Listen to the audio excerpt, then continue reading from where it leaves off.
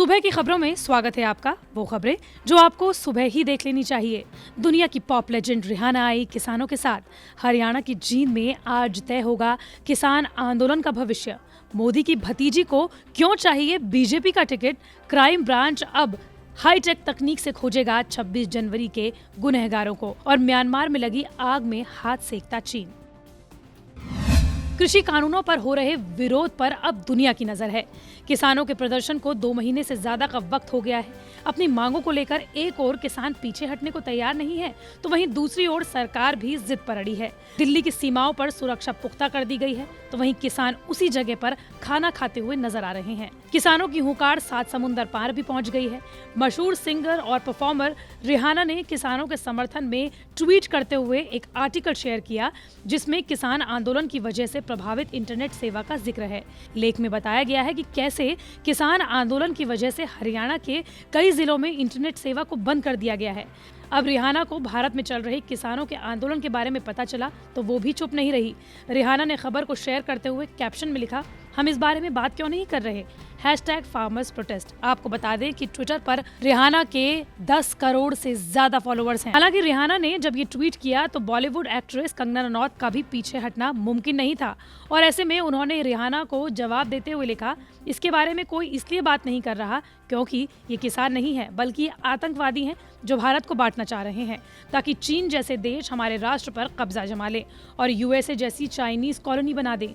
तुम शांत बैठो बेवकूफ, हम लोग तुम्हारे जैसे बेवकूफ नहीं है जो अपने देश को बेच दें। हालांकि रिहाना का ट्वीट जबरदस्त तरीके से वायरल हो रहा है। रिहाना के बस इतना लिखने की देरी थी कि फैंस भी इस मुद्दे पर डिस्कस करने लगे। कुछ फैंस ने भारत के किसान आंदोलन से दूर रहने की उन्हें सलाह दे दी, तो कुछ ने इस मामले पर और रिसर्च करने को कहा। हालांकि रिहाना के कई फैंस उनके इस ट्वीट से खुश हैं और साथ ही उन्हें किसानों का समर्थन करने के लिए रिहाना का शुक्रिया भी अदा किया। रिहाना के बाद स्वीडिश पर्यावरण पर काम करने वाली ग्रेटा थनबर्ग ने भी किसानों के समर्थन में ट्वीट करते हुए कहा, भारत में किसानों के आंदोलन के साथ एकजुट खड़े हैं। आपको बता दें कि रिहाना इंटरनेशनल स्टार हैं और उनका भारत के किसान आंदोलन पर प्रतिक्रिया देना कोई छोटी बात नहीं है। नए कृषि कानूनों के खिलाफ दिल्ली बॉर्डर पर किसानों का विरोध प्रदर्शन जारी है, तो इस मुद्दे पर संसद में भी गतिरोध बरकरार रहा। लोकसभा और राज्यसभा दोनों सदनों में विपक्ष कृषि कानूनों किसानों के मुद्दे पर चर्चा कराए जाने की मांग पर अड़ा रहा। सदन की कार्यवाही कई बार स्थगित करनी पड़ी। हालांकि आज भी संसद के दोनों सदनों में हंगामे के आसार हैं। बता दें कि आज हरियाणा की जींद में महापंचायत होने वाली है, जिसमें किसान आंदोलन की रणनीति तय होगी, क्योंकि किसान आंदोलन लंबा चलने वाला है। दूसरी ओर भारतीय किसान यूनियन के प्रवक्ता और नेता राकेश टिकैत ने कहा है कि रोटी तिजोरी में बंद ना हो, ये उसकी लड़ाई है, ये आम आदमी की लड़ाई है। आपको बता दें कि किसान संयुक्त मोर्चा के नेता धर्मेंद्र मलिक ने जेडीयू के वरिष्ठ नेता केसी त्यागी को सरकार और किसानों के बीच मध्यस्थता करने की बात कही है, लेकिन केसी त्यागी ने कहा है कि इसके बारे में सबसे पहले वो पार्टी प्रमुख और बिहार के मुख्यमंत्री नीतीश कुमार से विचार विमर्श करेंगे। केसी त्यागी ने ये भी कहा कि उनके हिसाब से नीतीश कुमार या शरद पवार को सरकार और किसानों के बीच मध्यस्थता करनी चाहिए। गुजरात में 21 फरवरी को निकाय चुनाव होने हैं, तो वहीं नेताओं के बीच जनता के बीच जाकर वोट पाने से पहले टिकट की जंग छिड़ गई है, जिसमें कूदी हैं प्रधानमंत्री नरेंद्र मोदी की भतीजी। निकाय चुनाव के लिए पीएम मोदी की भतीजी सोनल मोदी ने भी टिकट के लिए बीजेपी से अपनी दावेदारी ठोक दी है। पीएम मोदी के बड़े भाई प्रहलाद मोदी की बेटी सोनल ने अहमदाबाद के बोडकदेव वार्ड से टिकट मांगा है।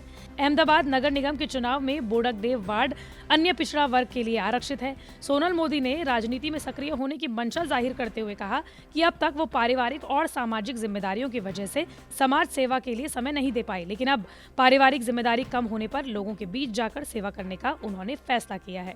हालांकि उन्होंने ये भी कहा कि पीएम मोदी के परिवार के सदस्य के तौर पर नहीं, बीजेपी की एक सक्रिय कार्यकर्ता होने के नाते बोडकदेव वार्ड से टिकट के लिए वो दावेदारी ठोक रही हैं।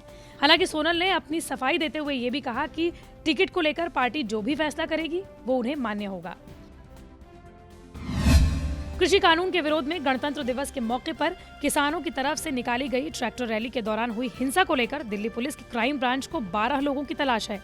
हिंसा के क्राइम ब्रांच को कई वीडियो मिले हैं। अब क्राइम ब्रांच ने वीडियो एनालिटिकल और फॉरेंसिक टीम की मदद से इन चेहरों को साफ करवाया है।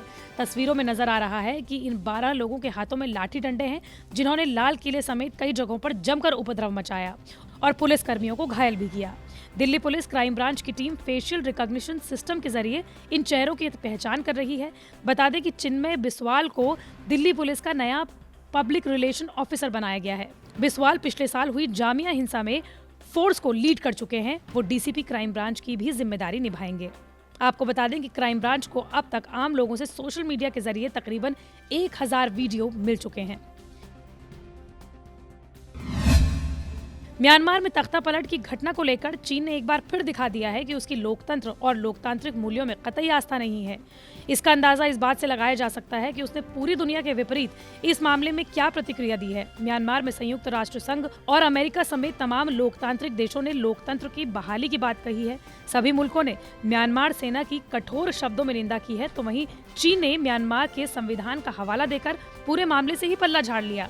संयुक्त राष्ट्र ने ऑस्ट्रेलिया, यूरोपीय संघ, भारत, जापान और संयुक्त राज्य अमेरिका से म्यांमार में राजनीतिक पाबंदियों की रिहाई और लोकतंत्र की बहाली का आह्वान किया, लेकिन चीन इस विरोध में शामिल नहीं हुआ। चीन ने यह कहते हुए इस घटना का उल्लेख किया है कि सभी पक्षों को संविधान का सम्मान करना चाहिए।